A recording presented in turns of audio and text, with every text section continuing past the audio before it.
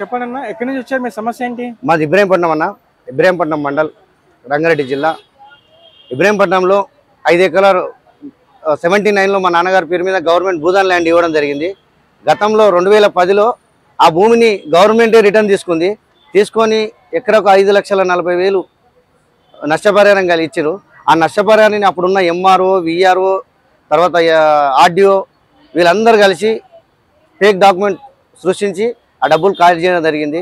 అయ్యా మాకు అందరికి డబ్బులు వచ్చినాయి, మాకు రాలేదంటే మీకు వేరే తన చూపిస్తామని సుమారుగా 10 లక్షల రూపాయలు ఖర్చు పెట్టించారు. అటు భూమి రాలేదు, ఆ 10 లక్షలు రాలేదు. ఆ 10 లక్షలు అడగడం వల్ల నేను ఇల్లు అమ్మించిన, అటు ఇల్లు కూడా పోయింది. రోడ్డు మీద ఉన్నాం. వీళ్ళు ప్రజావాణి ఓపెన్ చేసి రెండు సంవత్సరాలు ఇంచుమించు కావస్తుంది. 2 సంవత్సరాల సంధి 200 సార్లు రావడం జరిగింది. రోజు రేపే అనుకుంటూ మనల్ని తిప్పి మా చెప్పులు అరిగిపోయినాయి, మా బట్టలు మాసిపోయినాయి తప్ప మాకు న్యాయం అయితే జరగట్లేదు సార్. మీ మీడియా ద్వారా ప్రభుత్వాన్ని, సీఎం రేవంత్ రెడ్డి సార్కి మాకు పాదాభివందనం చేసుకుంటూ అయ్యా మాకు న్యాయం చేయండి. ఈ అధికారులే మోసం చేసిరు, అధికారుల చుట్టూ తిరగడం వల్ల మాకు న్యాయం జరుగుతలేదు. దయచేసి మాకు న్యాయం చేయవలసిందిగా మీ మీడియా ద్వారా తెలియజేసుకుంటున్నా. అధికారులను కలిసారా మీరు? రోజు కలుస్తూనే ఉన్నామన్నా.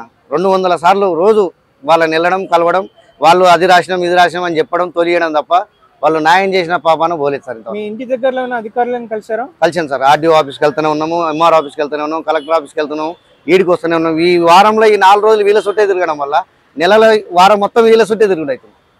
మీరు భూమి పోయిందని చెప్పారు? భూమి పోయింది సార్. భూమి పోయింది 5 ఎకరాలు. 5 ఎకరాలు ల్యాండ్ పోయింది.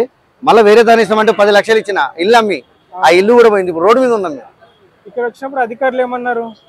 నన్ను మోసం చేసి అధికారికే ఇన్ఛార్జ్ ఇచ్చారు. ఇక్కడ ఆయనకే ఇన్ఛార్జ్ ఇచ్చారు. ఆయన దగ్గరికి పోవాలి. మళ్ళీ నేను పోయి ఆయనకే లెటర్ ఇవ్వాలి, నువ్వు నన్ను మోసం చేసావు, నాకు న్యాయం చేయాలి.